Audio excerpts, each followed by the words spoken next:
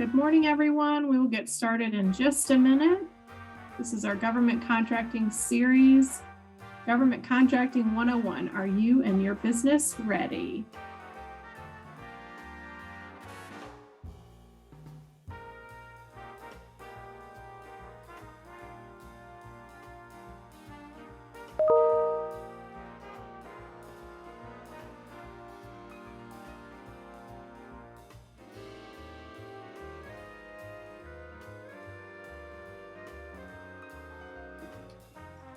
While we're waiting, if you'd like to introduce yourself in the chat, tell us where you're joining from today. And if you are currently working on government contracts, or this is brand new to you, we'd love to hear from you this morning.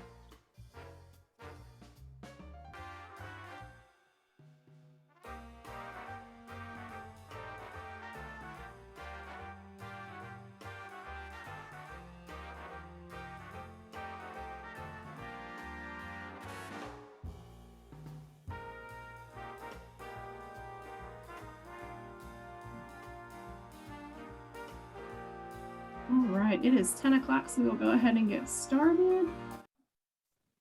Thank you all so much for joining us. As I mentioned, we are here for our government contracting series. This is the first of a multi-part workshop series. Today, we're going to be discussing Government Contracting 101. Are you and your business ready? A few housekeeping notes as we get started. This virtual workshop will last 2 hours. We are recording today's workshop and we will be distributing this information after the workshop. Closed captioning is available through your Zoom menu at the very bottom of your screen. If you will, please keep your microphone muted, and we'll use the chat throughout the workshop to introduce yourself, ask questions, and share resources and tips. Our workshop partners are the Virginia Procurement Technical Assistance Center, the Virginia Department of Small Business and Supplier Diversity, and the Roanoke Regional Small Business Development Center. As I mentioned, this is a multi-part series, and I have listed the various workshops we have coming up that are going to be part of this series, such as marketing to the government, how to become SWAM certified, HubZone certification process, the 8A certification process, and WOSB, ED-WOSB federal certification process. I will be including that information in the follow-up email with a link to our website where you can learn more and register for these events. My name is Heather Fay, and I'm the Regional Program Director and Botetourt Advisor for the Roanoke Regional Small Business Development Center. I'm a part of a small and mighty team that serves businesses throughout our region by offering confidential advising, education, workshops, events, and online resources to help your business thrive. If you haven't already, I encourage you to reach out to us or one of my colleagues at one of our other SBDCs across the state of Virginia to work with an advisor, build a relationship, and start taking your business to the next level. The Roanoke Regional SBDC is funded in part through a cooperative agreement with the United States Small Business Administration and is supported by America's SBDC, the Virginia SBDC, the Mason Enterprise Center at George Mason University. Pandemic-related capacity building grant funding has been provided by Go Virginia, and other funding for our work is provided by local administrations, economic development offices, organizations, and businesses that are all champions in your corner. Thank you to our host, the Roanoke Regional Chamber of Commerce, for providing space and support for our work. The Roanoke Regional SBDC currently serves the Roanoke Valley, Allegheny Highlands, Franklin County, and the New River Valley. If you are not in this area, as you can see on the map denoted on our screen, we are a part of the Virginia SBDC network that is comprised of 27 different small business development centers all over the state of Virginia that are marked on this map by the different triangles. The Virginia SBDC network is the most extensive business development program in the Commonwealth. All right, the moment we've all been waiting for to be introduced to our two presenters today. We have with us Lisa Wood, who is the Virginia PTAC Director. Virginia PTAC is hosted by George Mason University, where Lisa is also an adjunct professor of management. Prior to that, Lisa served as the statewide director with Connecticut and Ohio PTAC programs, and was also the director for the Northwest Commission PTAC in Pennsylvania before joining the PTAC community. Lisa was a procurement specialist for Bechtel Plant Machinery Incorporated in the greater Pittsburgh area. In this role, Lisa performed contract administration and negotiation duties. She also recommended bidders and handled issues, inquiries, negotiated bids, performed cost and price analysis, and prepared comprehensive letters to justify recommended contract actions. Lisa holds an MBA from the University of New Haven and a BSBA through Robert Morris University of Pittsburgh, where she is also pursuing her PhD in instructional management and leadership. Welcome, Lisa. In addition to Lisa, we have Mr. Ramain Gohar. Ramain is the Business Services Manager with the Commonwealth of Virginia, Department of Small Business and Supplier Diversity. Ramain covers the Central and West Virginia and is a point of contact for SWAM certification and is doing business with the Commonwealth. Before joining the Virginia Department of Small Business and Supplier Diversity, Ramain was associated with North Carolina, New Mexico, and the Arizona SBDC networks. Welcome to both of you, Lisa and Ramain. Y'all, we are in for a treat today. These two are just a wealth of information. Anytime I get a chance to communicate with them, and we're so excited. We've been collaborating for the last couple of months to launch this series of workshops. So without further ado, I am going to stop sharing my screen. And Lisa, I'm going to turn the microphone over to you. Thank you, Heather. I'm going to see how I can get my screen shared here. Bear with me. Screen one. So tell me if that's a single slide for you. That's perfect, Lisa. Thank you. Excellent. I like it when the technology works. Yes, me too. Well, thank you for the kind introduction, and thank you all for signing up for the class today, because this is how you educate yourself on government contracting. It just doesn't happen overnight or by reading a few books or talking to a friend who might do government contracting. You really need to do your due diligence. You have to educate yourself in all ways government, and this is how you do it. You sign up for classes, and you know who your resource partners are that aren't going to charge you an arm and a leg to do government contracting, and that's how you learn. So I love teaching this class because it's all about creating the proper foundation before you enter into government contracting. So I'm going to get into our agenda here. Today's agenda, we're going to talk about Department of Defense and military. This is the government customer. So a lot of people don't realize that government contracting is more than just federal agencies. So once again, you've got the military, federal agencies, prime contractors who deal directly with the federal agencies, state government, and local government. So it's all government contracting. So don't think that government contracting is just federal agencies. It's a lot more than that. So the first thing you need to do, self-assess. You got to take a long, hard look at your life, your background, and your business. If you owe any kind of back taxes, they're going to shut you down right away. They're not going to let you proceed. So you want to make sure that's all caught up and paid up to date, or be prepared to show a payment plan that you might have for back taxes.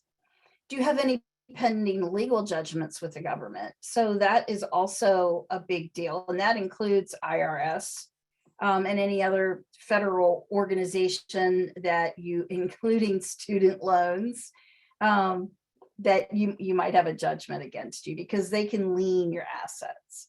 And a checking account. I know it seems simple, but a business checking account is very important. You should have a business checking account, be the sole signatory of it, and have a business banker. Just gives some legitimacy to your business. And are you on the government's excluded parties list? So that does happen to some vendors. They do something and they're terminated for cause, and they end up on the excluded parties list. And the government has a comprehensive list of those firms, and they even track former owners of excluded parties to see if they've started other businesses. So they keep a pretty close eye on that. And once again, student loans, we talked about that. And are you computer savvy? And I know that you might seem like, hey, why computer savvy? We're all computer savvy. Well, we're not. There are still some holdovers, mom and pop shops that have never made that transition into technology. And you really need to have that technology now. Everything is done through e-commerce. Proposals are submitted through e-commerce. Any correspondence is done through the computer. Finding opportunities is done on a computer.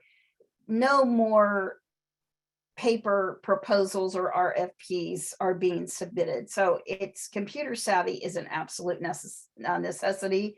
And I don't mean you're going to the library to use the computers or you're borrowing somebody's computer. You really need to have a computer and be comfortable with it before you enter into any form of government contracting. So past performance, and I know I get this question all the time. Lisa, how can I enter into government contracting without past performance? Well, past performance doesn't mean that you have to have past performance in government contracting, like what comes first, the chicken or the egg. But it could be any public or private sector past performance, meaning you should have customers. You have to understand how to sell, administer a contract, and have business before you enter into any kind of government contracting. You don't just start your business one day and expect to do government contracting. You really have to work hard on that business and build a customer base before you consider going into more complicated or complex procuring, such as government. You also have to show that you have revenue and a few years in business. So our handler, which is Defense Logistics Agency, they don't even let us counsel people who are startups. We usually refer them to the SBDC to get their business up and running and get comfortable with their business processes. And then when they're ready for government contracting, they come back to us. So it's something to keep in mind.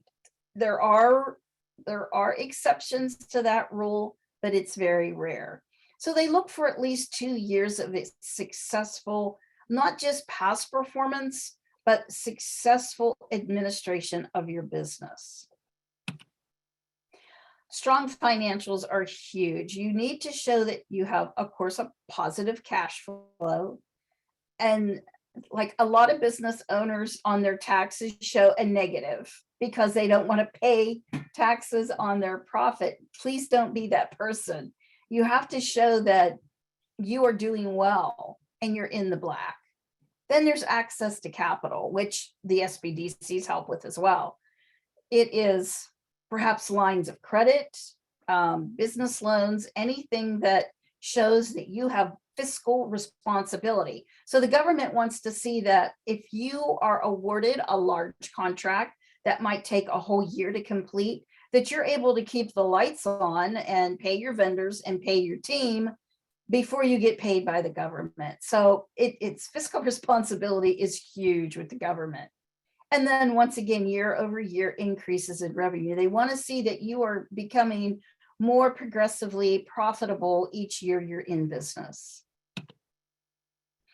Strategic partnerships are partnerships that you build while in business. So what I mean is networking. You are meeting other businesses that might do similar work to you, because this allows you to do teaming and subcontracting and joint ventures and perhaps even a mentor protege.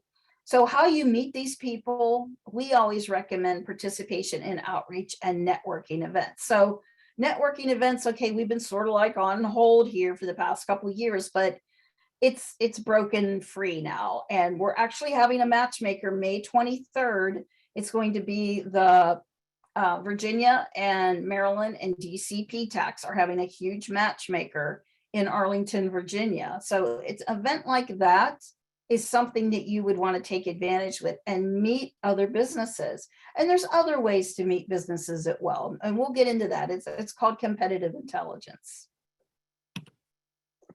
This is one of my pet peeves.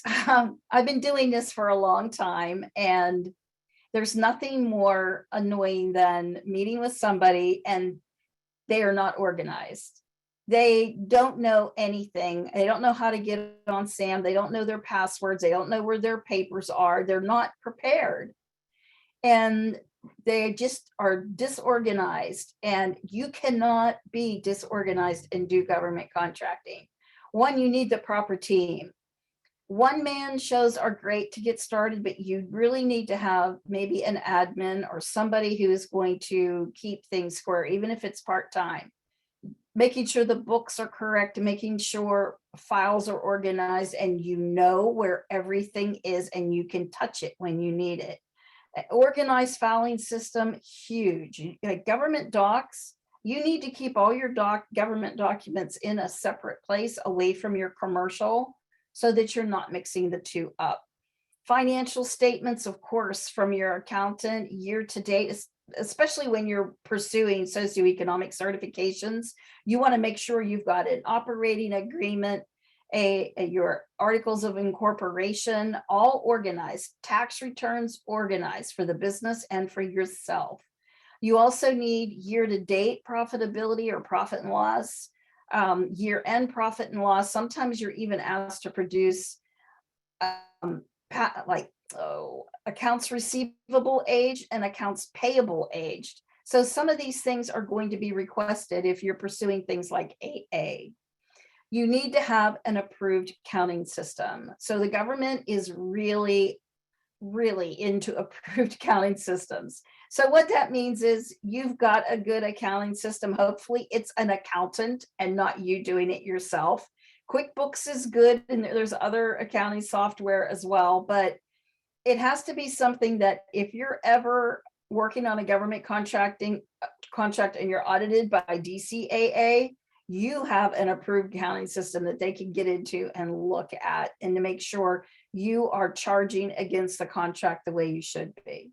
You should also have an SOP, standard operating procedures, make sure it's written.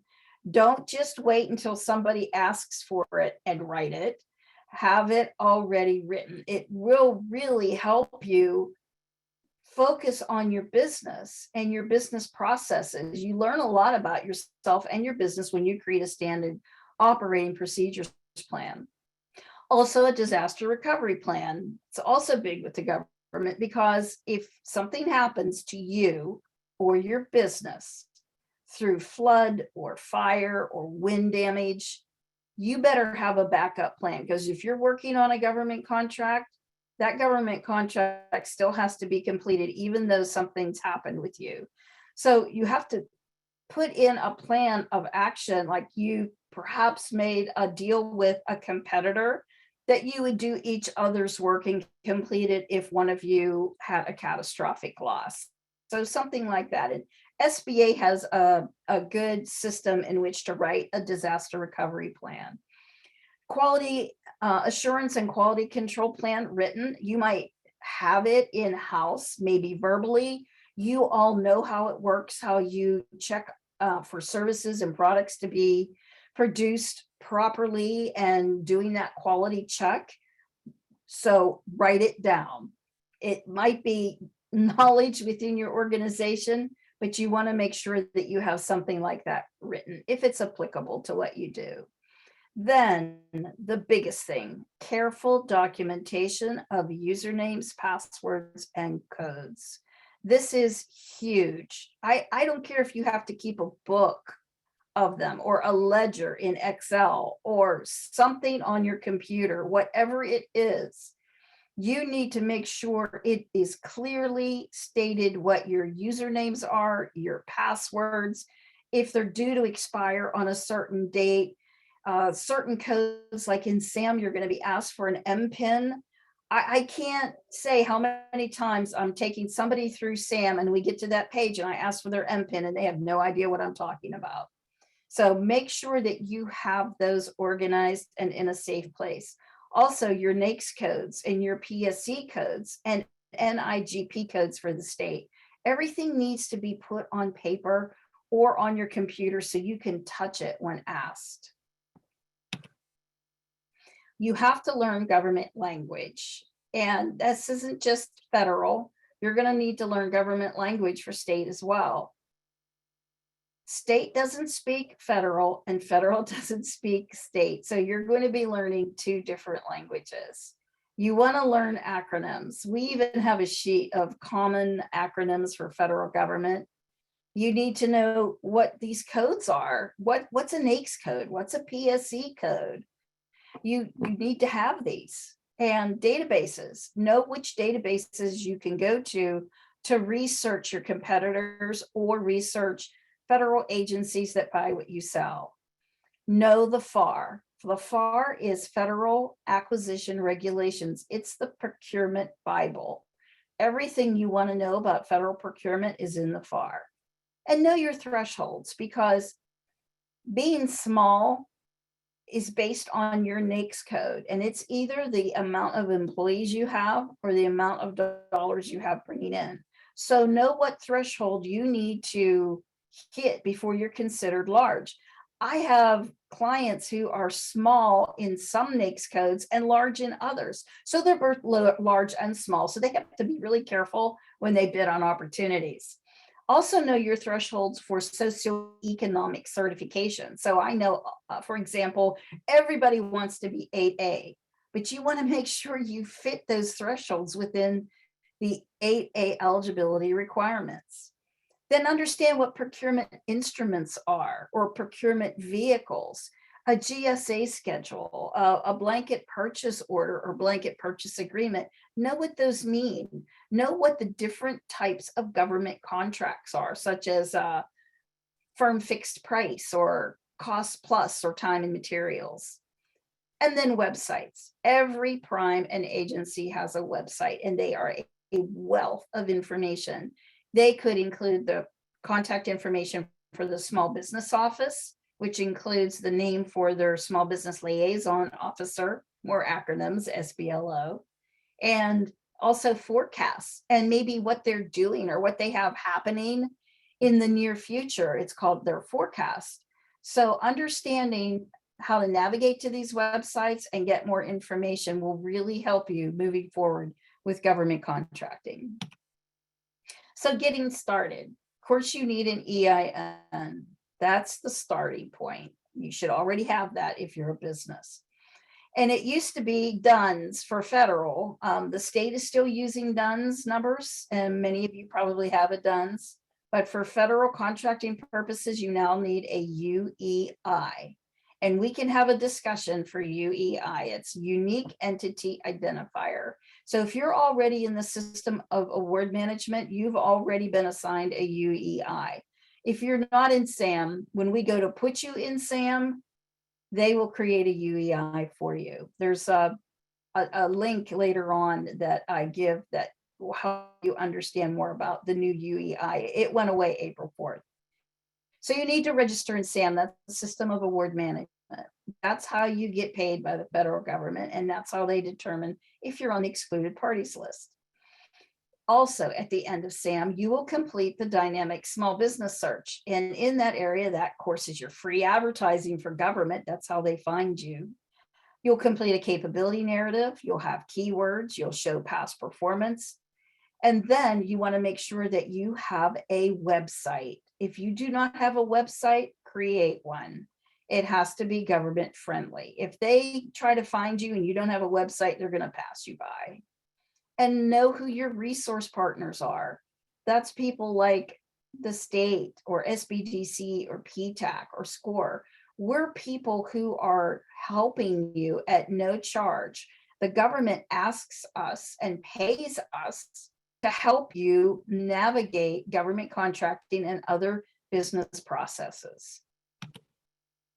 So these are the federal agency contracting goals, and I think they're going to be bumped up, especially small business and small disadvantaged business. I look for them to increase those, but 23% for small business, and rolled up into that, not plus, is 5% for woman-owned small business, and that includes economically disadvantaged, and 5% for small disadvantage, which includes 8A, because you can also self-certify for that in SAM. Service disabled veteran-owned small businesses, and please note it's service disabled veteran only, not veteran firms included, service disabled only. And Hub Zone, which is historically underutilized business zones. And I know many of you on this presentation today, you are located within a Hub Zone. So formal certifications are required for the Hub Zone, 8A, woman-owned, which includes, of course, EDWOSB. Self-certification currently, small business, small disadvantaged, veteran-owned, and veteran-owned small business, and SDVOSB. There is a certification or verification process for veterans through the VA called CVE, Center for Verification and Evaluation. That is going away next year. SBA will be taking over that certification and moving it to the formal certification category. So Hub Zone, that's when you are in a historically underutilized business zone. You can look up your business address on the SBA's website. Just Google Hub Zone map, punch in your address, and it will tell you whether or not you're in a qualified area.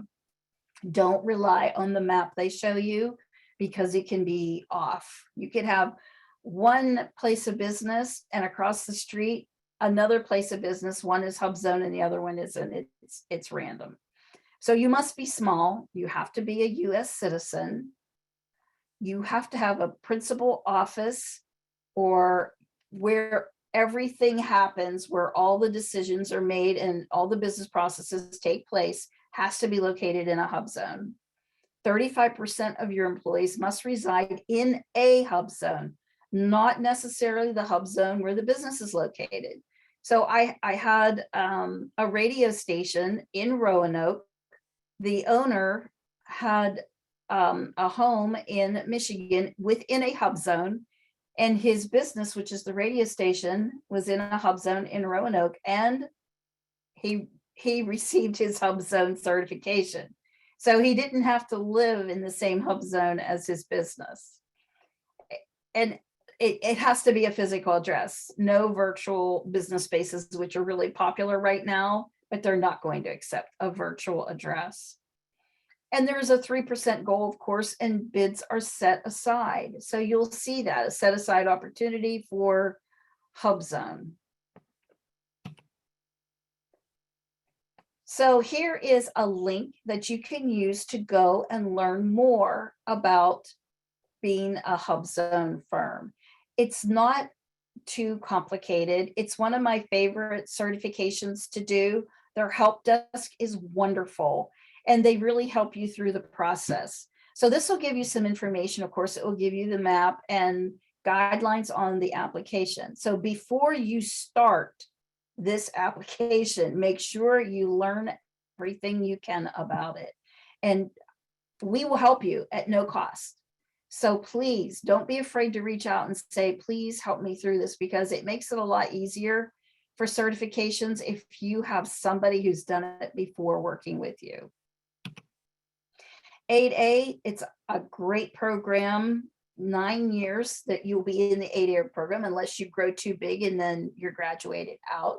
You must be small, you must be a US citizen, and 51% ownership in the day-to-day management by a 8A qualified individual. And remember, this is both socially and economically disadvantaged. So you might fit the socially disadvantaged, but you might not fit the economically disadvantaged. And that is personal net worth less than $750,000. So you want to make sure that you are following these guidelines, and you have to be in business at least 2 years and have some contracts whether it's commercial world or local government or state government, you have to have 2 years, and you could ask for that 2-year waiver, but you better have some past performance to justify them giving you the 2-year waiver. Here's a link to explore more about 8A. You want to make sure you go and look at this and make sure that you are eligible.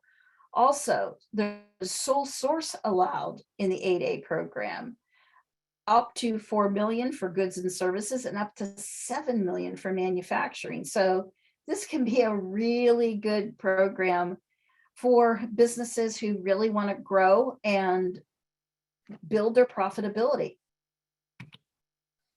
So the disadvantaged business that is not 8A, basically you have to fill out all those other requirements, but it's not formal. You just self-certify in SAM. It is the same requirements and eligibility, but some people choose not to do the 8A program for one reason or the other.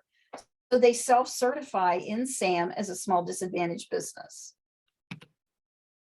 So veteran and service disabled veterans. So the VA, they're required to, mandated and required to award to a veteran if at least 2 bid on an opportunity. That came straight from the Supreme Court a few years ago. And they do have their own verification program, and they will not award to you unless you are approved by that verification program. You only have until, I think, January of 2023 to get verified through the VA to do business with the VA. After that, SBA is taking over. So anyone who is already verified, you'll be grandfathered in.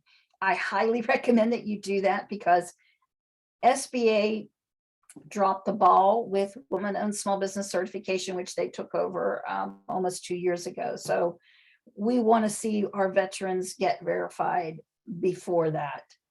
So remember, only service disabled veterans can be part of set-asides in federal contracting. However, the VA will award to veterans and others in commercial world and non-government entities.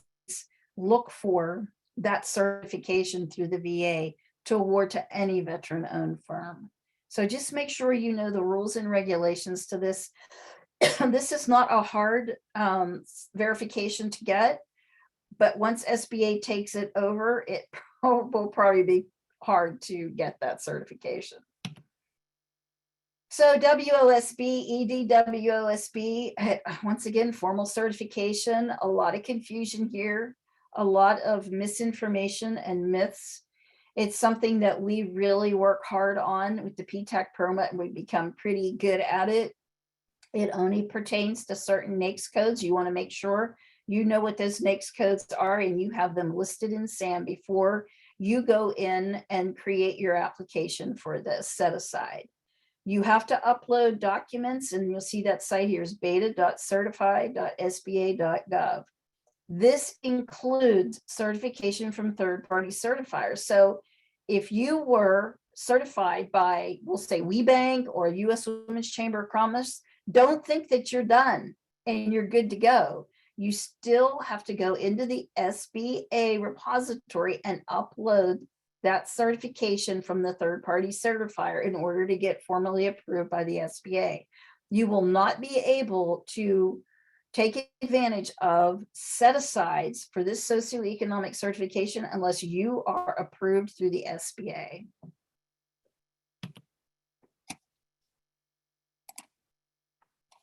So for just woman-owned small business, and I would really prefer to do this one because EDWOSB is so convoluted, but WLSB, of course, 51% controlled, owned, and operated by a woman or women who are US citizens. You hold the highest position in the business. And you might think that's odd, but believe me, I see it. The husband's a part-time partner, and all of a sudden he's CEO. And they're going after WOSB. So you have to really be careful about what you're called. And they're going to ask for a resume. So you want to make sure that resume shows that you are doing the day-to-day business decisions. and management of the organization. Ownership has to be direct and not subject to any kind of conditions or like trust agreements. And of course, meet the small business size standard.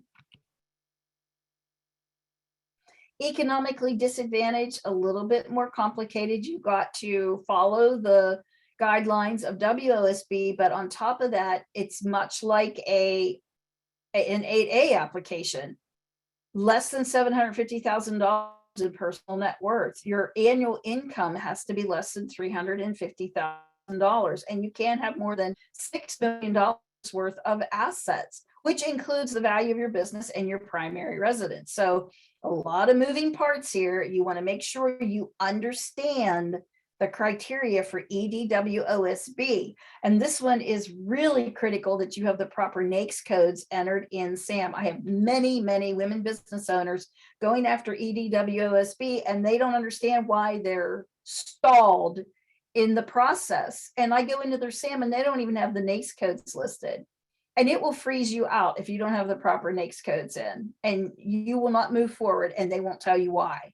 So you want to make sure that you research that and have those proper codes.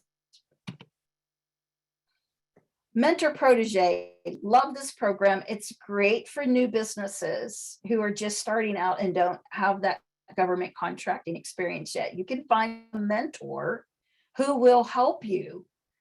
A mentor who is experienced and savvy with government contracting, and they bring you on as a protege. For example, you just got an 8A, you're a brand new baby 8A. You might get a mentor who is graduating out of 8A and can no longer bid on those opportunities. So they mentor you, and now they still get a chance to bid on those opportunities through you. That's why the mentor protege is such a great system. You just want to make sure that you do it right and that you research it carefully and you use your own attorney. Don't use the mentor's attorney. You use your own attorney just to make sure that all your rights are protected. So this is some of the assistance that you can get through mentor protege. Management and technical assistance, especially on government contracting. You can bid on opportunities that require a facilities clearance if they have one. You can't do that part of the work, but you can still partake in that opportunity because you never would have won that on your own. They can provide financial assistance and trade education. It just all manner of growing your business. And of course, they get that opportunity to bid on opportunities that they could not bid on. And it could turn into a very long-lasting relationship and a possible joint venture. So FedBizOps used to be a freestanding site. It's now rolled into SAM. It's a great marketing research tool. It only shows contracts opportunities greater than $25,000. But it's used to create set-asides. That's how the government decides whether they're going to do a WOSB or hub zone. It includes sources sought, requests for information, and draft proposals. You really need to get comfortable with this site.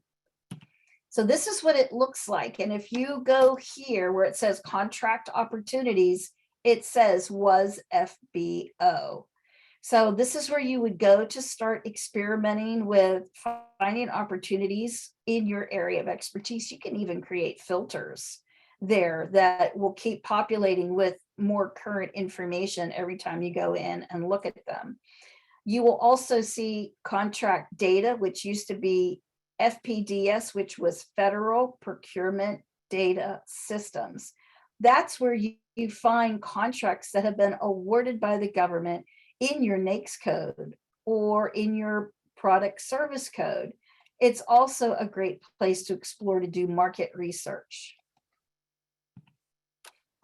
So market intelligence, you need to know who your competitors are, who buys from them. If they're already doing government contracting, you need to know who's actually doing that business with them.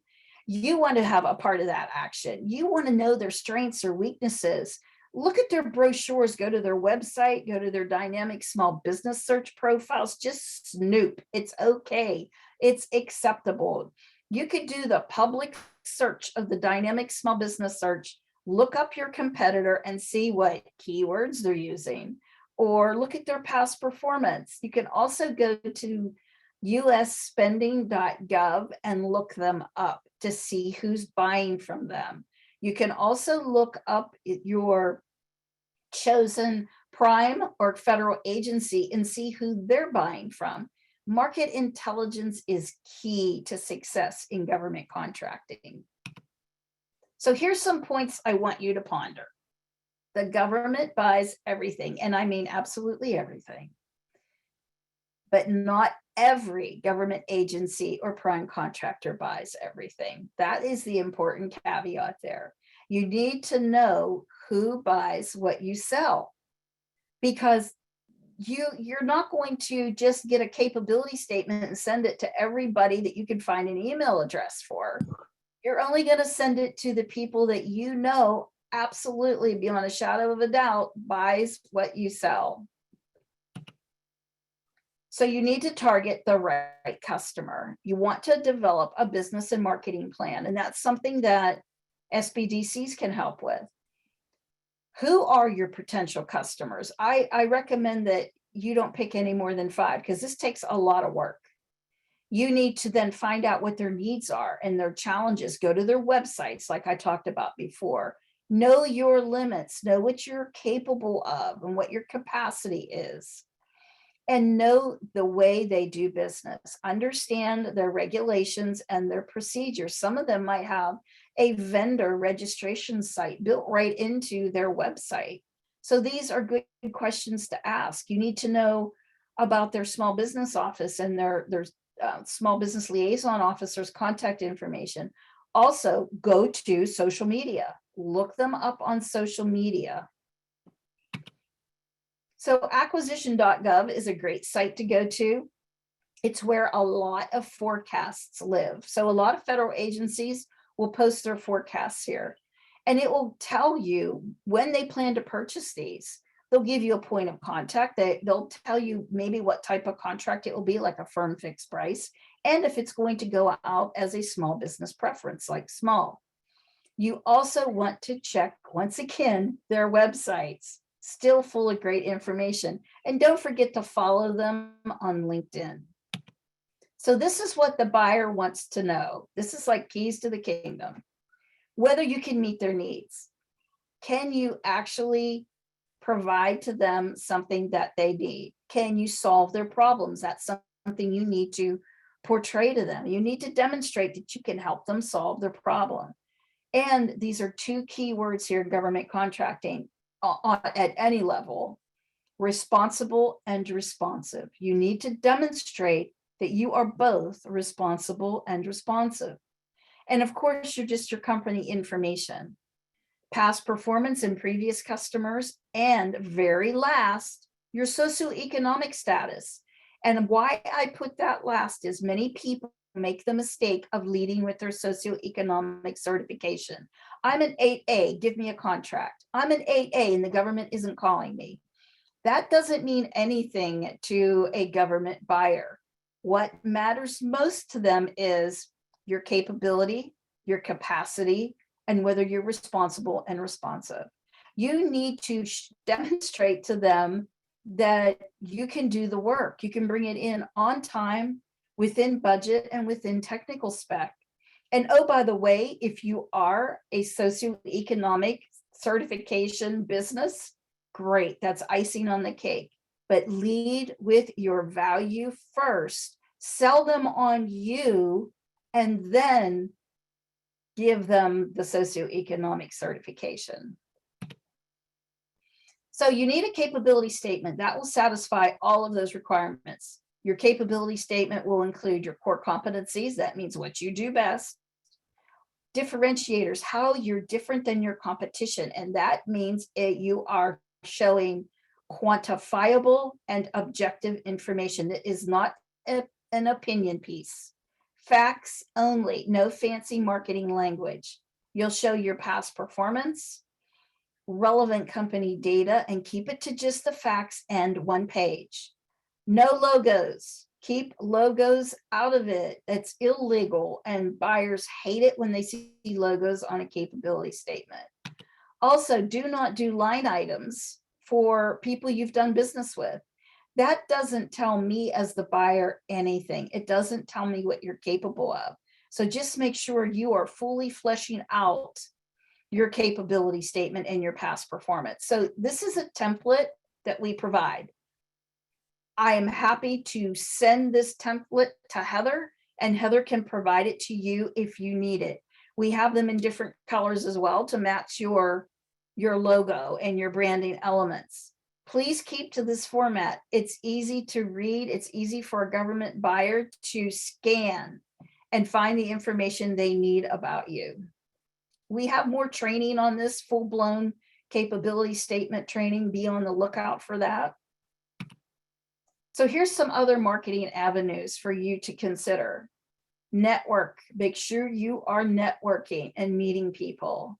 Meet the buyers if possible and start establishing relationships, meaning send them an email with your capability statement. Send it to the small business office and the small business liaison officer.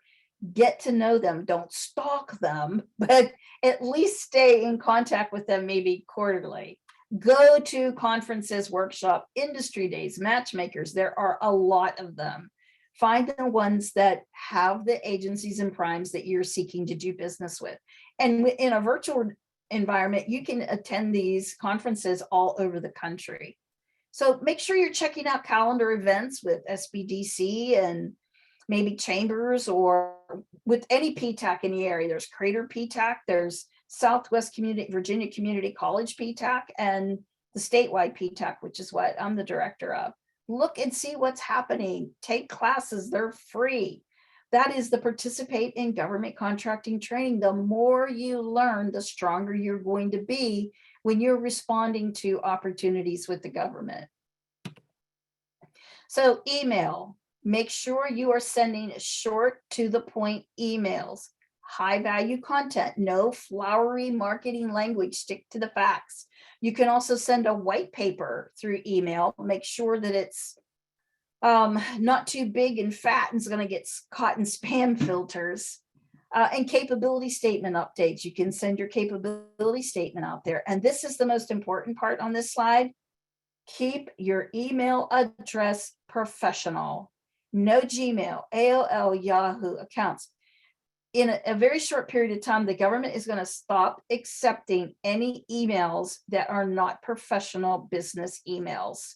So if you do not have one now and you want to do government contracting, then you get yourself a professional email. I stopped a new client just the other day and said, hey, I can't work with you until you get a business email address because you're not going anywhere. And I don't want you going into SAM with a Gmail address. So make sure that you have a dedicated domain that has your business name in it. Keep your personal email addresses for personal correspondence, not business or government correspondence. Your website, make sure you have one first. Make sure it's not under construction. It's easy to navigate. It's recommended you have a government sales tab, not mandatory, but it really does help them find the information easily. And it's a wow moment. It will differentiate you from the competition.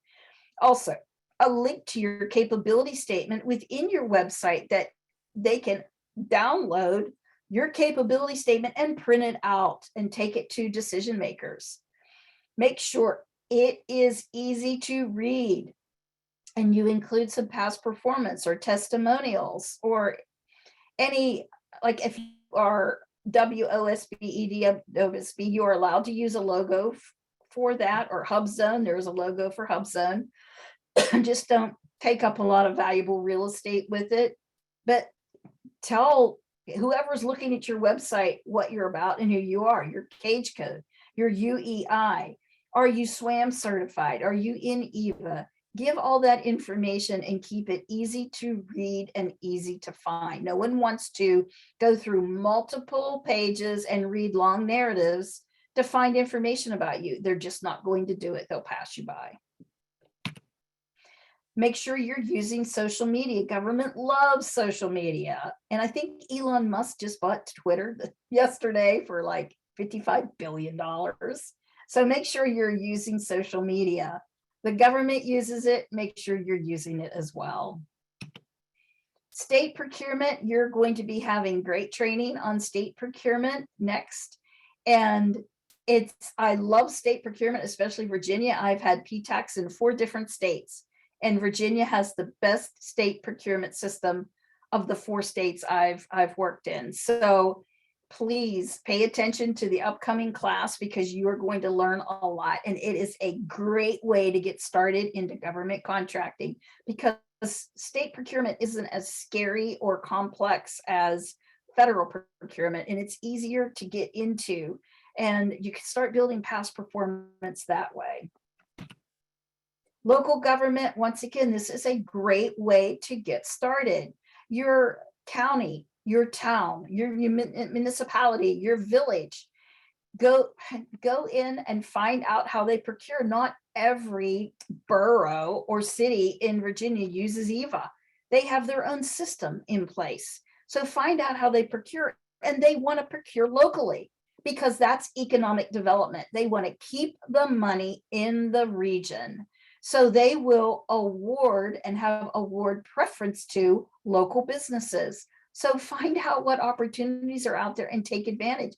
Don't be afraid to bid. Just start bidding on this stuff. You will get lucky eventually, and you'll win something and start building the past performance. So this is what's happening now. They did just update the NAICS codes, and there's a link to the proper NAICS code. It is the census. Here's a link to the new CMMC, which is Cyber Maturity Model Certification 2.0, and that is Project Spectrum. That is Department of Defense's chosen educator for cybersecurity training. And here's information on DUNS being replaced by UEI. You can click on that and find out everything you need to know about the UEI transition. So here is a summary of things that I want you to remember. Make sure you start to establish your past performance. You build a capability statement. It's a great way to really start to focus on what you do for your business. Know who buys what you provide. Don't pick any more than 5. Stay on top of those market forecasts. Realize that some of these people forecast 5 years in advance. Know who it is that you want to market to, and be where you can be found. If you're not there, they're never going to find you. Start small, work your way up. Remember, those items under $25,000 never get published. The buyers have their own discretion of who gets those low dollar values, and they use their purchase cards or credit cards to buy that service or product. And stay focused. Just don't get overwhelmed with it. And remember that there's people who are willing to help you, who are tasked to help you get through these processes. So are there any questions right now before we get started or take a break? Heather. Lisa, let's see. I've got a question in the chat. Let me get back to it. So there's a unanimous, we definitely want access to the capability statement training. So I've got a running list of resources that you've mentioned. We might have to teach a capability statement class. Sure. Yes, I was thinking, I said, we'll add that to the list of our series. Let's see. Okay. We have a question that is stated, they checked their business address on the hub zone and it shows not qualified in Northern Virginia. As a disabled woman, small business owner, what are my options to move forward in government contracting? Well, if you're a woman-owned business, then I would definitely, of course, follow the steps we just talked about today, but let's also explore getting your WOSB certification through the SBA. That's definitely, you're already small, which is great. I mean, 23% goes to small, but it would be good to also be out there for set aside opportunities as well, especially those low dollar ones. With the end of the year, they're desperate to meet their goals. and they start really buying lower dollar value items. And that's when it really helps to be a socioeconomic group. Excellent. Thank you, Lisa, for a fantastic presentation. And just to address things, I will be sending out the slides, and I have a whole notebook sheet of different resources that Lisa has mentioned to make sure that we include those as well. Another question in the chat is, where do you research the low dollar bid, Lisa? The what? The low dollar bid? Oh, okay. So that is part of that's a great question. So that is part of building the relationship with the small business offices for your chosen prime or federal agency that you want to do business with. So what you're going to do is, of course, take my class on marketing to the government, because I go into that in depth. But in the meantime, you want to definitely create that capability statement. That's first steps. Get that capability statement really refined. And the person that you've chosen to market to, we'll say it's GDIT, General Dynamics IT. You will have a capability statement customized just for them. That's why I say do your due diligence and research. So you're going to build a capability statement that's going to wow the agency or prime that you want to do business with. And then you're going to send it to the small business office. And in the email, you will talk about, hey, I know that you have bought this in the past. And that's one sentence. And then you're going to talk about, I provide this and have provided it to whomever. And then on the third sentence, you will say, I am respectfully requesting any opportunity under the $25,000 threshold, so I may build a relationship with your organization. And please review my capability statement, which I've attached. So that's basically how I go about helping somebody create an introductory email to a small business office. You're very humble, you're respectful, you are stating, you know they need this, you provide that, and you would like to be considered for those low dollar value opportunities to get started, because that's how they get to know vendors, using their purchase cards and by having them compete on the below $25,000 opportunities. Excellent. Thank you for elaborating that on for us, Lisa. Okay, we've got another question. Would you recommend using a virtual office? No, government hates that. It's a cyber risk. There are a lot of bad guys out there. They do not have our country's best interests in mind. And they create virtual offices, and the government does not trust anyone hiding behind a virtual office. They want to see a real physical address, even if it's your home. It's okay. It's totally acceptable. But virtual offices, there are agencies that won't even deal with somebody who has a virtual office. One is DLA, Defense Logistics Agency. They will not deal with virtual offices. So I highly recommend that you either get an office or use your home as your office. Excellent. Thank you, Lisa. Okay, I've got another question. This individual states, I'm a minority small business owner. If I have a veteran partner, will our chances for grants be better, or do we need to apply separately? Well, you say grants.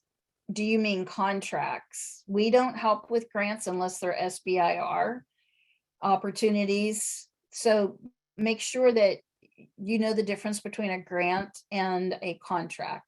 If you have a veteran partner, unless they're service disabled veteran owner and they are 51% or greater, then there's no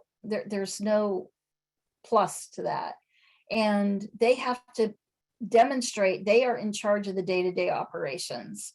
So if you have a minority, and I mean percentage-wise of ownership partner, and you're the majority, and that minority partner is a is a veteran, it's not going to buy you any contracts. It's not going to have you stand out. You need to follow the legitimate socioeconomic certifications that you are qualified for. So don't force anything. Do what you are qualified for socioeconomic certifications, and just follow the rules, because there's people that get into really deep trouble when they try to make that work, and it's called a pass-through. So you want to make sure that you're not creating a pass-through. And some people do it innocently, they just don't realize that people get fined or sent to prison over things like that.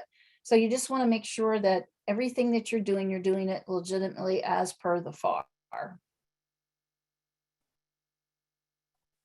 Excellent. Thank you, Lisa. Going back to the address question, we have a couple of other questions that are tied to that. One has asked, will a physical address from the UPS store be okay? We have rented a mailbox there to have a physical address. Absolutely not. Nope. It will get kicked back. SAM will not accept that. They will not accept the UPS address. It gets kicked back all the time. You will not pass cage validation. You have to have a physical address, either a real office somewhere or your home. They will not accept that UPS address or a box number. You can't even have a box number. Box numbers get kicked back. They will not accept a box number. Okay, in that same vein, as similar to the address, who can see home addresses on the application? What application? Or when they're filling out their sam.gov, if their office is at their home. Yeah, they're going to see if it's your home address, they will see it, because public view of SAM or public view of the dynamic small business search, they will see your address. Okay. Let's see. Another question is, it looks like sam.gov has messed up and their counselor is trying to straighten out. How often do I need to keep in touch with my counselor? Any recommendations on that? The PTAC counselor? I think so. I'm not sure, Roger, if you want to unmute. And if you have a SAM problem early and often, don't get tangled up with SAM, because they don't communicate well. And that's especially when you're doing cage validation. Let's say you just created your SAM and they send you that cage validation. They ask you a lot of questions. I answer those questions for my client and I send it back to them to send on to SAM, because if you answer them a little bit off, you put any doubt in that, then they're going to get spun up. You're going to get spun up, and you're going to end up going back and forth with them and not getting anywhere. So any SAM issues that you may be having, you reach out to your PTAC counselor and say, please help me get through this SAM issue. We will help you through it. I've seen all manner of ugly things happen with SAM, and there hasn't been one I haven't been able to fix yet. So can I say something, Lisa? Yes. This is Roger. Hey, Glad Roger. to meet you all. I have a wonderful counselor. Her name is Teresa Taylor. And I actually did some research myself. I bought a book called from Linda Ronson, put out. I read it, did some research. We all have to be careful who we deal with, Sam, like you're saying, especially when they say, oh, we're going to help you, but you got to put money into it, which really you don't need to put money into it, because there's people out there who will take you. Well, that's what happened to my partner and I. Yeah, you know, Roger, I'm so glad you brought that up, because that is very important information to know. We are all free services. If somebody is asking you to pull out a credit card, do not do it. You are in the wrong place, because this is all free. The government hires us and pays us to help you. And there are predators out there who are very clever about disguising themselves as SAM, or promising that they'll get you government contracts or get your DUNS or your UEI, or they'll send you a notice saying you didn't complete your capability section of SAM. And they make it look really legitimate. And I'm sorry that you were taken advantage of, Roger. And Tricia is a great counselor. You're in good hands there. But thank you for bringing that up, because I really want everyone to know that do not pay for any of this ever. Right. And the deal was, I had a feeling about it. And what they did everything correctly. I mean, they gave me my code and stuff like that, which Teresa, I gave it to her. But what happened was they put my business down below and my name up top. Now she's got to straighten that out. Yeah, and she'll take care of it. She Yeah. will. And you all are wonderful. The book is wonderful. I'm really looking forward to going further with y'all. I'm in the trucking industry. I'm a CEO with Lightspeed Dispatching. I started that from the ground up, worked hard at it, basically almost like consulting now with it. But I'm really looking forward to getting some more training with y'all and really going far and doing my best with this. Thank you, Roger. All right, thank you. Thank you for sharing, Roger. That's helpful information for all of us, which is a great lead on to our next question. How does someone go about becoming a client of PTAC, Lisa? Well, I just happen to have the slide up. Perfect. There we go. Ask. So if you're not in the state of Virginia, I have our national link here. I'm sure you are all in Virginia, but there are a couple PTACs. So depending on where you are, all you need to do is, it says, number one, register as a client, go to our website and fill out the request counseling section, and you will become a client. You'll be assigned a counselor. So there are some counties that there are other PTACs, but we'll look it up. We'll help you with that. Don't you worry about it. We will tell you which PTAC to go to once you sign up. Excellent. And I will post the link to your website, Lisa, in the chat. I think I posted those a little bit ago. Grab that, post that back here.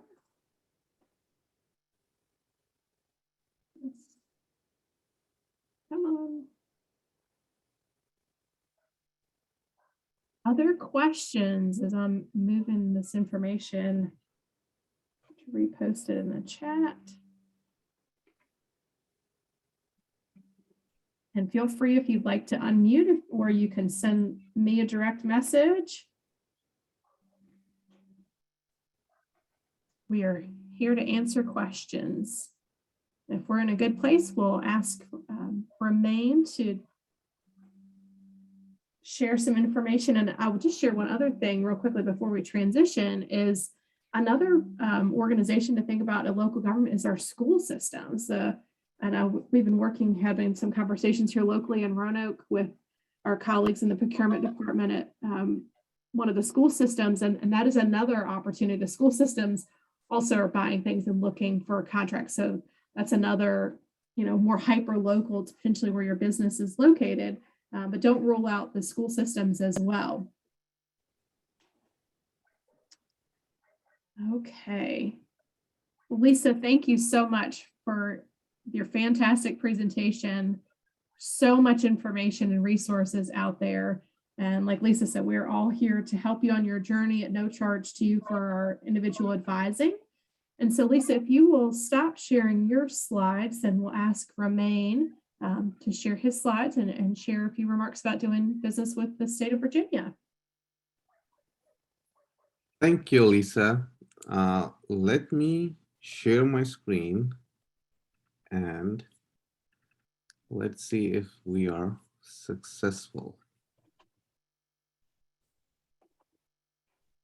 Looks Perfect. good. That looks great, Ramain. Thank you. Okay, so let's jump into doing business with the state, with the Commonwealth. Do we have any questions, or should I go right in? So let's jump right in, Ramain. And then if you have questions, if you want to keep adding them to the chat, I will keep an eye on those. And questions for Ramain or Lisa as we're going along. So. It Okay. is there as a resource. Take it away, Ramain. So welcome everyone to Selling to Commonwealth, and this is SWAM info session. So we had very good discussion and a lot of information about doing business with the federal government and government, local and state, which Lisa has covered a lot. Now we will little bit go into selling to Commonwealth. And we are only talking about state government. My name is Ramain Gohar. I am business service manager with Department of Small Business and Supplier Diversity, and I cover Central to West Virginia, so west of Richmond all the way to Radford, Virginia. So if your business is located in this area, then I am in your point of contact. If not, then we have 3 other business service managers who will be your point of contact. Okay, so for today's presentation, let's first of all, we will understand the target market. We will understand what market we are talking about. Then we will see what is your competitive advantage. The next step would be how you can use that competitive advantage to access the opportunities. Then we will look into resources and next step. Little bit introduction about Department of Small Business and Supplier Diversity.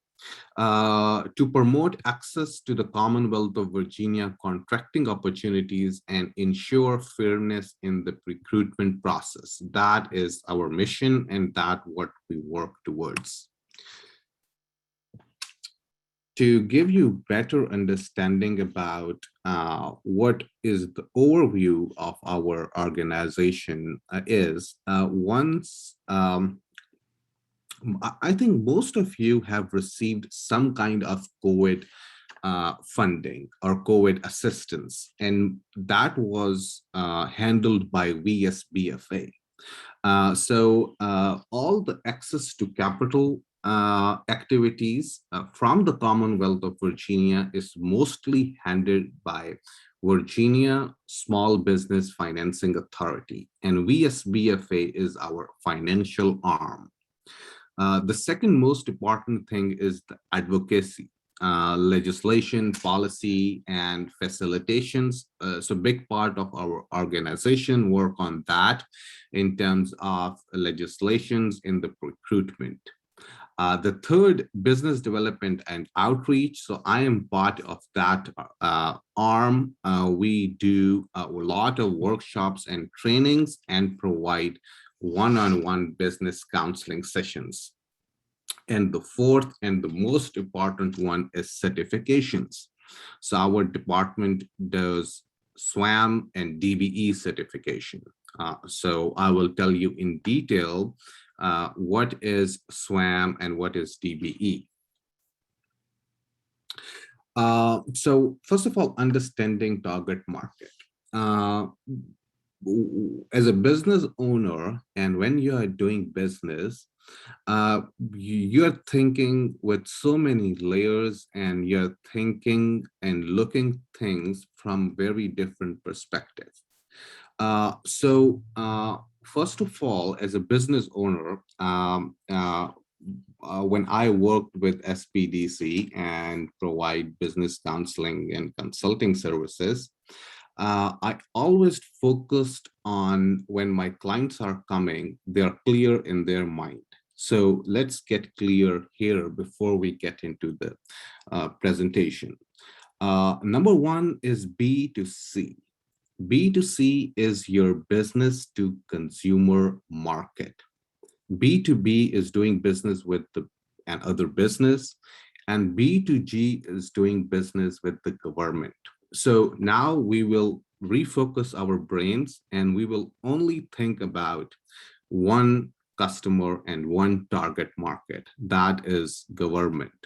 So we'll not think about consumers, we will not think about businesses. Why? Because some of the strategies are very different when you're doing business with the Commonwealth of Virginia. The number one is product and service offering. So you cannot offer a product or a service in the same way to the Commonwealth.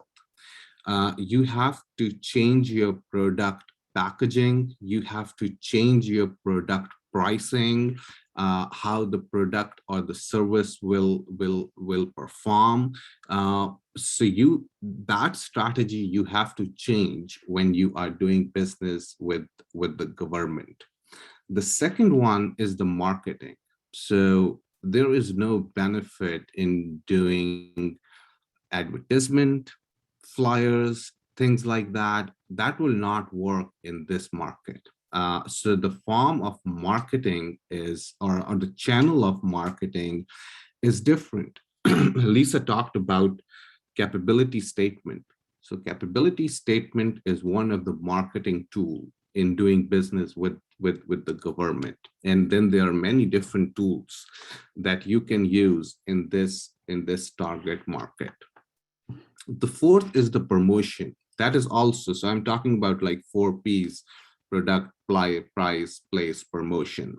So in this target market, you have to change your mind and think a little bit different in terms of strategies on promotions, marketing, product, and service offering. The fourth and the most important one is the sales cycle. So in general consumer market, the transaction happens at the same time, and you receive cash maybe like in 1 or 2 days.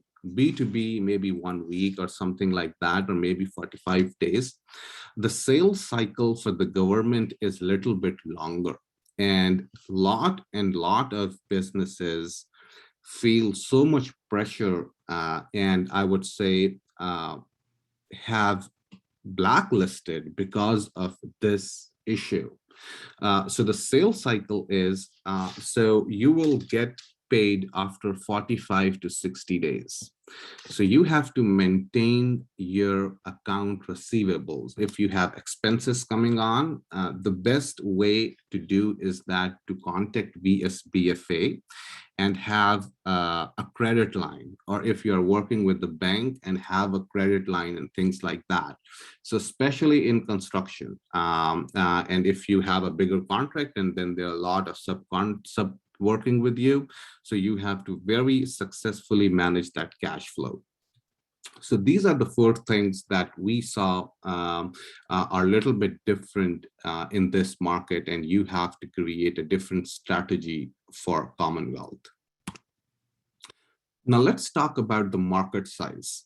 Now let's talk about what target market we are talking about. So there are 245 state agencies, 900 public local bodies, 8.6 million orders, and more than 7 billion in spend. So the market is about 7 billion market, and there are 245 state agencies. So that what you have to understand: the size of the market, the number of the customers.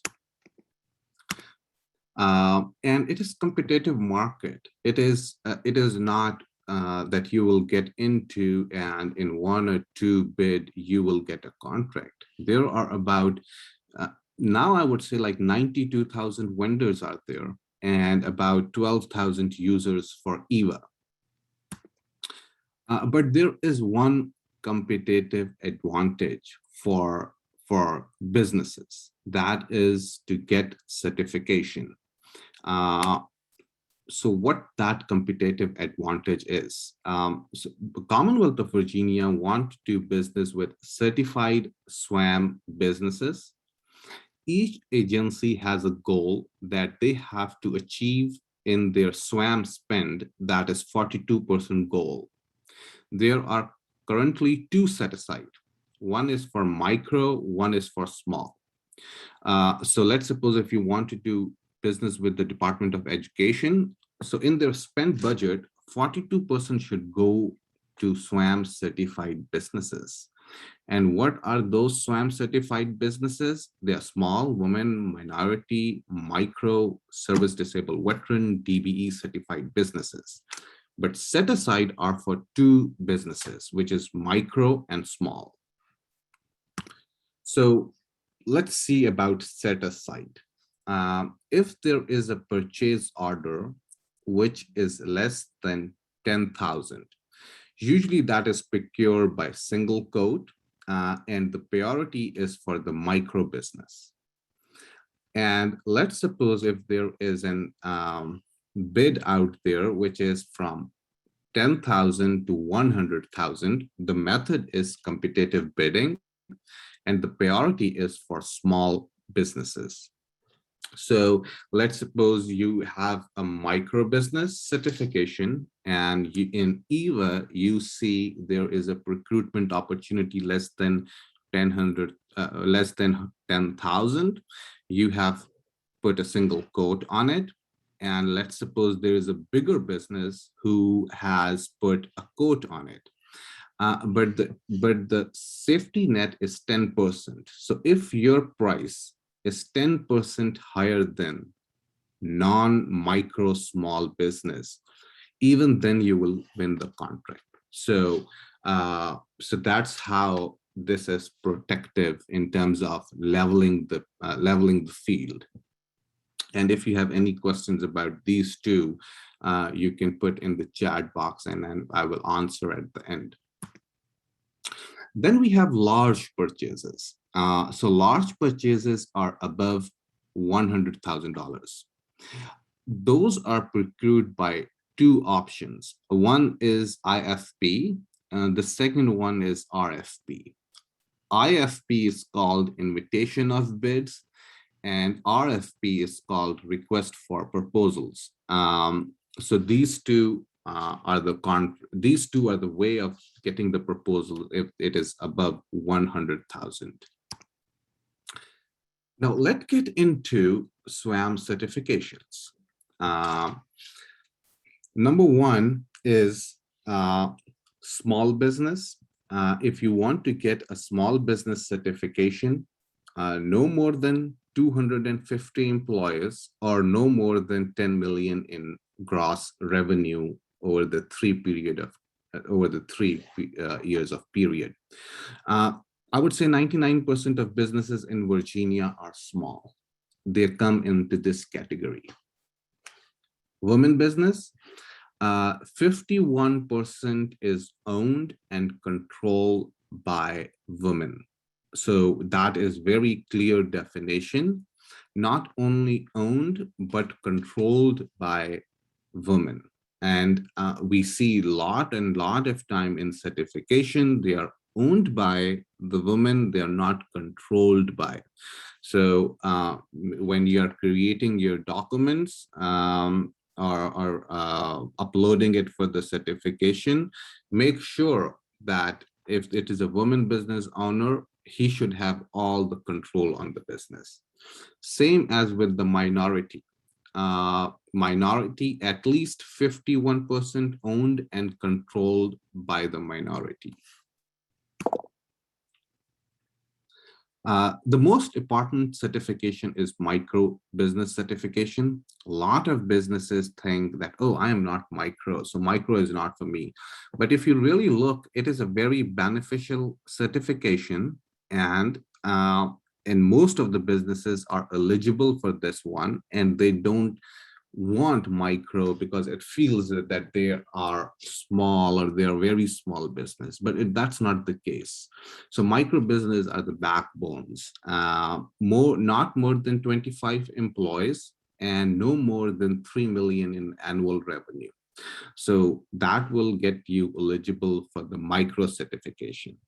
Then we have service disabled veteran certification. a business that has been approved by veteran-owned business program by the Department of Veteran Services.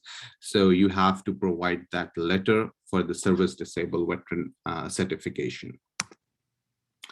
There are about 14,000 SWAM certified businesses in Virginia, and almost 97% are small businesses.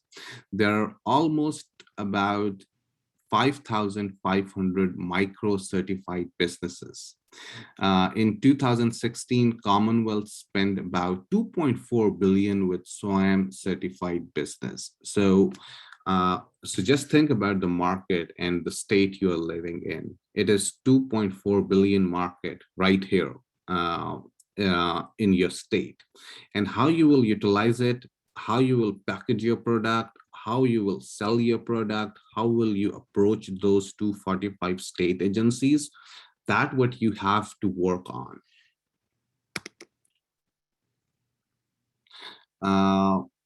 So let me talk a little bit about the certification portal. I will go it by quickly because usually I do this in my one-on-one session, and I can help you in getting those certification.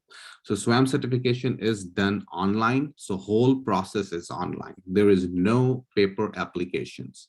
Standard processing time is 60 business days. And SWAM certification, once approved, it is good for 5 years. For information about certification, so I will send you this presentation, so you will have all these links, information about the certification portal and the list of required documents. Okay. So let me go one by one. You don't have to write it down because we are here to help you. I'm just telling you in terms of what documents do you need. You need a DMV license or a passport, birth certificate, or a certificate of citizenship to prove your permanent residency. Your business tax returns for 3 years. If you have employees, then you need 941 of most recent 4 quarters.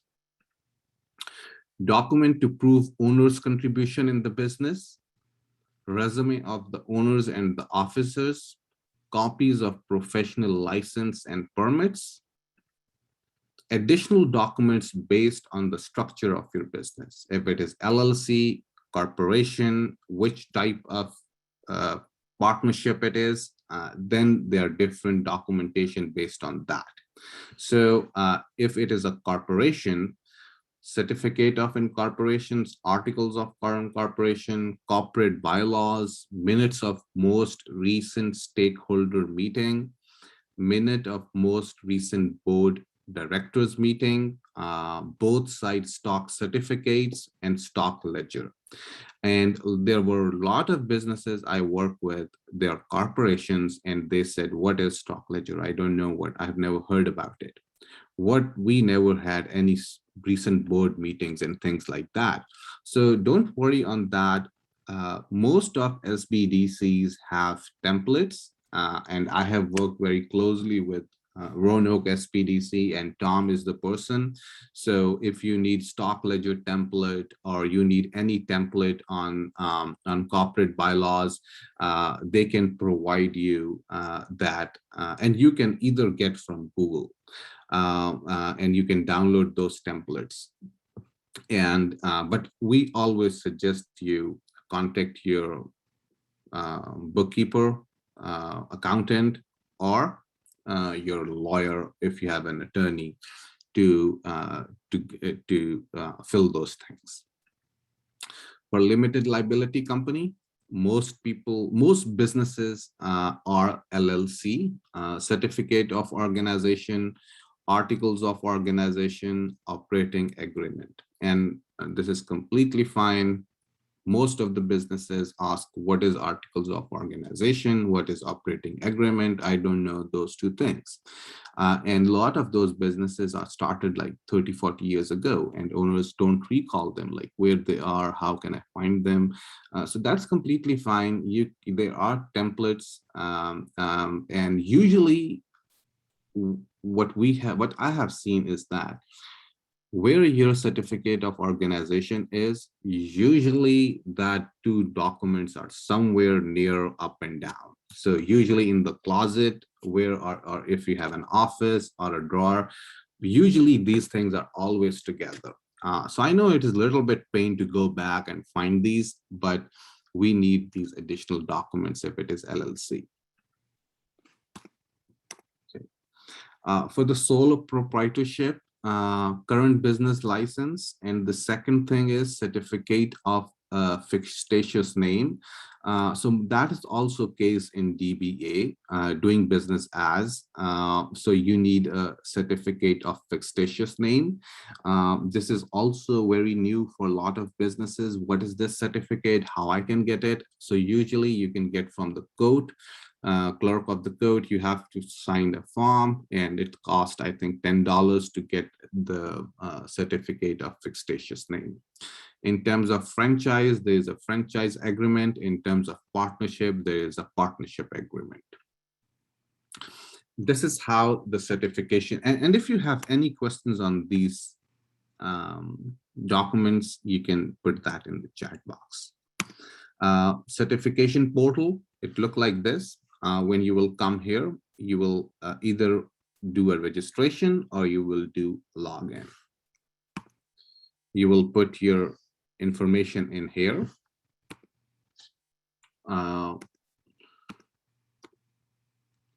First of all, most important thing, if you are coming, let's suppose you bought business from someone and they already had the certification in past, or you had certification 10 years ago and you don't recall. So the first option is to link and click on this link new application. You will put your EIN number and the system will automatically find if there is something under that EIN number. So this, I will just take out, like, scheme through these so you have, like, your eyes can see and remember what these are. And those, and I provide one-on-one business counseling session in completing this certifications. So here you will choose which certification you want to apply for.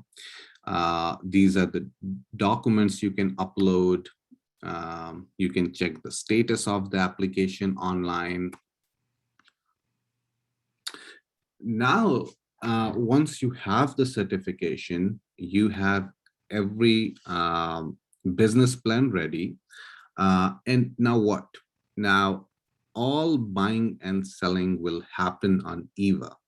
So EVA is Virginia recruitment portal.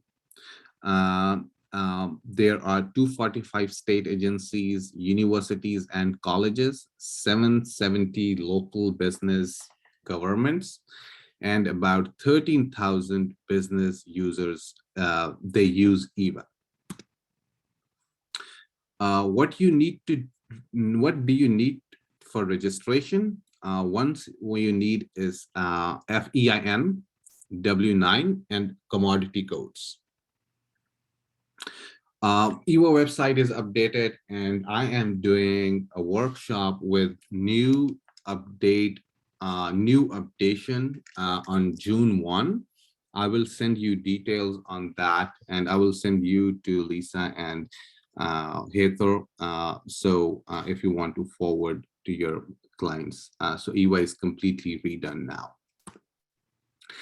EVA has a registration process, but in this EVA, the most important thing that I want to emphasize on is the commodity codes.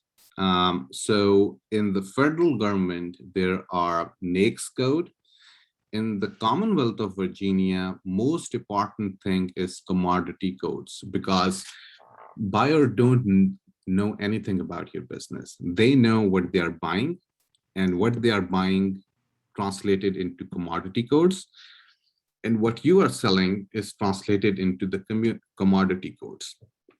They describe your product and service and tell EVA buyers what you sell, and then matches you with the bid opportunities. So make sure your commodity codes are right and they represent all the product and services that you offer. Sometimes commodity codes are not exactly the same as your business or product or service is, but choose as many as you can, but don't choose like 50, 60, then it would be an issue. So in terms of consulting, if there is no marketing consulting out there, you can choose general consulting, you can choose professional consulting and things like that, which is very closely to your service. We have a lot of agriculture products, parts and services, and sometimes those do not have any commodity code for that particular product, but you can choose a general one, agriculture equipment. So that will cover you in that specific product category. So same as SAM.gov, EVA has the similar customer care service, and they have the contact number and they have the email ID. Again, do not give any money to anyone, no credit card, nothing. The service is free of cost.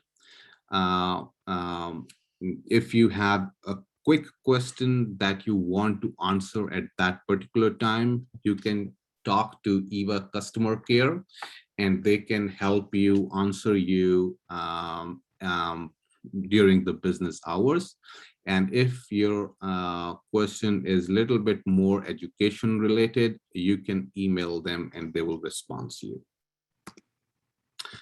And if you need one-on-one business counseling session in learning about how to do business with the Commonwealth, how to get SWAM certification, if you are interested in getting in touch with any agencies, let's suppose VDOT, you are interested in doing business with VDOT, and you want to contact someone in VDOT that can give you 30 and 45 minutes and explain you how they do business, we can bridge that meeting. We provide SWAM lab sessions. And thank you. If you have any question, you can ask me about SWAM certification, EVA, doing business with the Commonwealth. If you're trying to reach a particular agency, you can email me. Thank you so much, Ramain, for such an informative presentation. And we will be having a deeper dive on SWAM certification in June on the 2nd as part of our series. I do have a couple of questions in the chat. Ramain, if you are a startup and still using your personal tax return to report income or loss, can you apply for your SWAM certification? So let's suppose if a new business and it is a new LLC that was created in 2022, then you will not upload any tax returns because business does not have any tax returns. Excellent. And let's suppose if it is a sole proprietorship, then it might only ask you to upload last year tax return of your personal tax returns. Excellent. For both Ramain and Lisa, are there any specific, it sounds like they're industry neutral, but for the specific certifications, does that apply to any industry for SWAM, or thinking about 8A or the women-owned small business certifications? Are those open to any industry, or are there specific industries that should be considering? So for the Commonwealth of Virginia, they're open to every industry and every person. There is no boundaries around industry or products or services. But I think, I don't know about the federal, that might be a little different.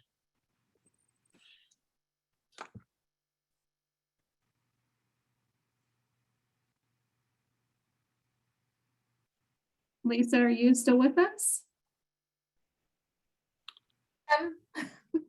Yeah, there's no specific industry that Okay. fits socioeconomic certification better than others. I do see a lot of 8As doing construction, but basically, if you were qualified, regardless of what industry you're in, then the set aside certifications are definitely the way to go. Excellent. Thank you so much. Okay, another question is there a site to look at the various types of contracts available from the state and federal levels to look at for options, perhaps to diversify our current specific business products? This individual's looking at ways to step outside of their comfort zone and to branch into other revenue sources. Yes. So what I would suggest you in EVA, doing business with the state, so every information you will get on EVA.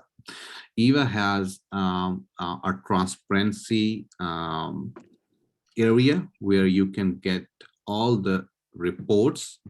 You can get the past contract information, and then you can go in. Let's suppose you have searched a commodity code, and then you can see what other agencies are buying this particular product. And usually those are contract year-wise, and they can come back every year. So they might not be exactly what you are selling, but you can get a good idea how to package or how to change your service based on what Commonwealth is buying. Most of the time, so I can give you an example. So I work with a business owner who sells flag poles for the American flags, where you see at various locations. So the flag poles that he was selling was a little bit different in the diameter and all the inches. So it was just the product specification. So when he was trying from almost 2 years and was very frustrated why he is not even being called. That's because he was not reading the product specification. So once he changed his completely supply chain, and now he only orders that particular dimensions, and it may be related to the safety or something. And he is one of the very successful businesses who provide flagpoles and flags. Fascinating. Those details are so important. Okay, Ramain, I have another question for you. How long does the SWAM certification process take once someone has submitted all of their documentation?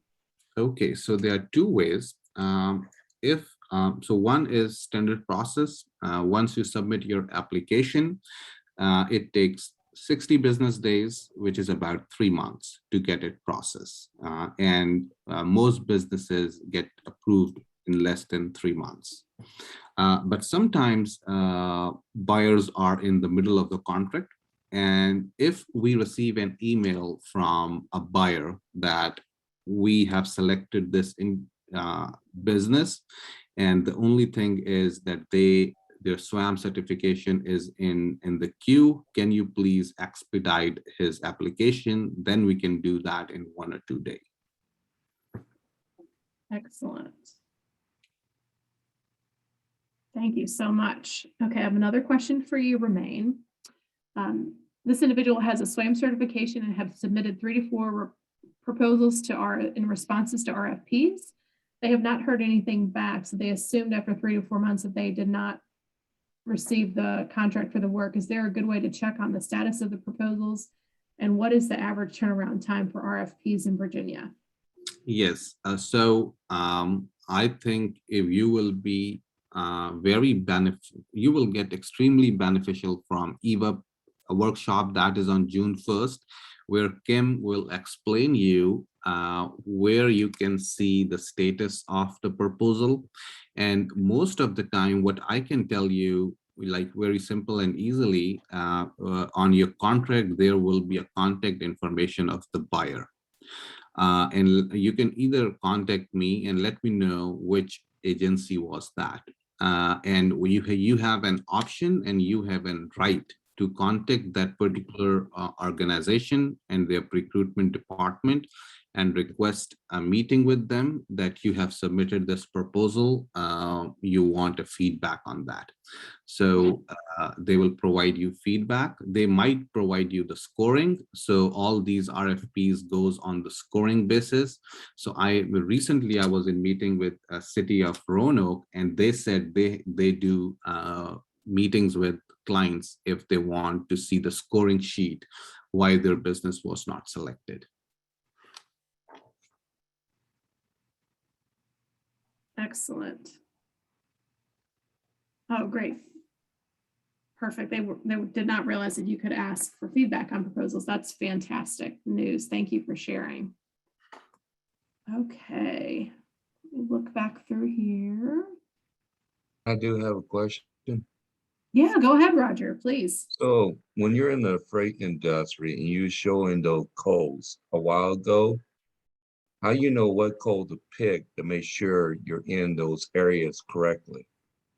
Yes. So so in terms of I would closely look anything related to transportation and anything related to construction also, because if you are in transport, you said you are in trucking business. Correct. Yes. So in trucking, there is a lot of construction cleanup, a lot of construction material, and in terms of moving goods from one place to another, state uses a lot of contractors.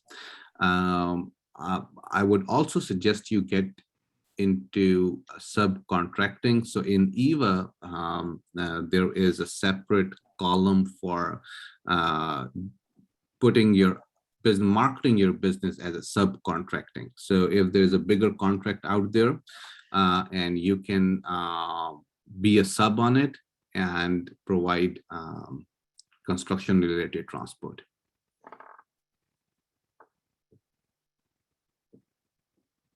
Okay, thank you.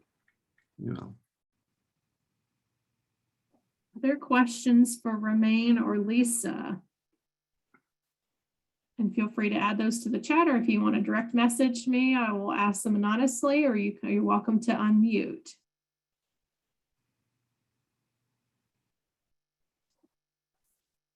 All right, Ramain, if you will stop sharing your slides, I'm going to repost the upcoming workshops for our folks joining us today. Bear with me for just 1 second. This accidentally closed it instead of opening it. Whoops.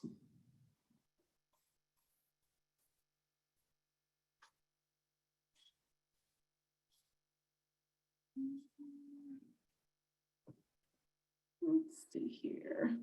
Get my slides straight. I apologize for the delay.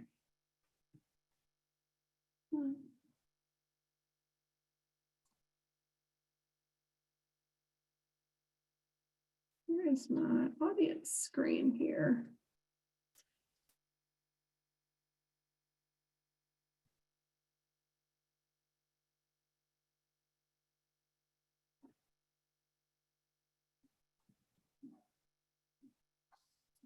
What is that doing? Let's see.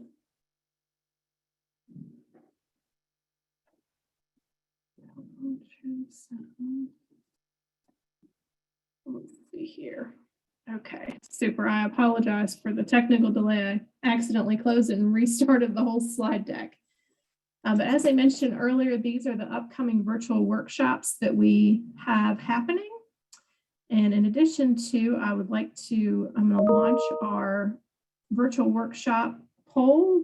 These are coming anonymously to us. If you will share any feedback with us, that way we can continue to improve our workshops going forward.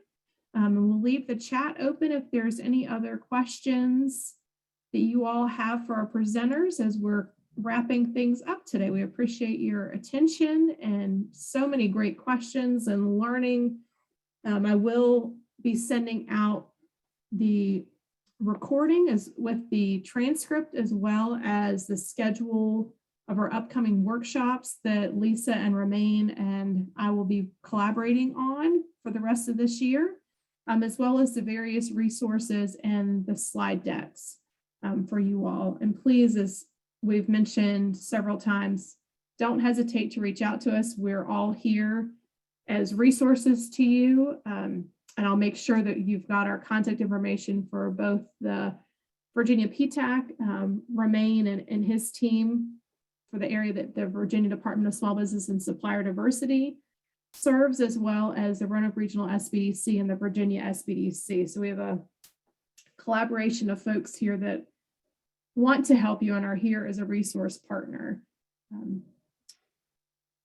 And I've made a couple other notes for some potential other workshops and resources for us. So stay tuned to our email list as those are coming out, and we look forward to seeing you all on an upcoming workshop. Oh, great. Thank you, Ramain. I was going to ask if you will post the EVA class. So super. And let's see. And I will add that to, I'm going to pull everything down from the chat. There was lots of great resources shared. So I will make sure that those are in the follow-up email as well. And if I've overlooked something, please, I'll include my email. Don't hesitate to reach back out, and I can make sure that those that are present today will have that information as well. Well, Lisa and Ramain, I will, if you all will take turns and share any closing remarks as we are wrapping things up today. Well, I just want to thank everybody for taking time out of their busy days to attend the workshop. That means a lot to us. We like to see lots of people attending and learning and just reaching out to learn more about government contracting. It's definitely, you're on the right track. You're doing all the right things, and that will hopefully lead to success. Thank you again for attending. Thank you, everyone. All right. Well, with that, I will wrap things up and give you guys 10 minutes of your day back. Wishing you all much success in your future endeavors. And thank you for being a small business owner and all of the work and energy and resources that you pour back into your community. Our small businesses are near and dear to each of our hearts. And we are excited to collaborate with each of you when that timing is right. So hope to see you at a future workshop over the next couple months. Have a great day, everyone.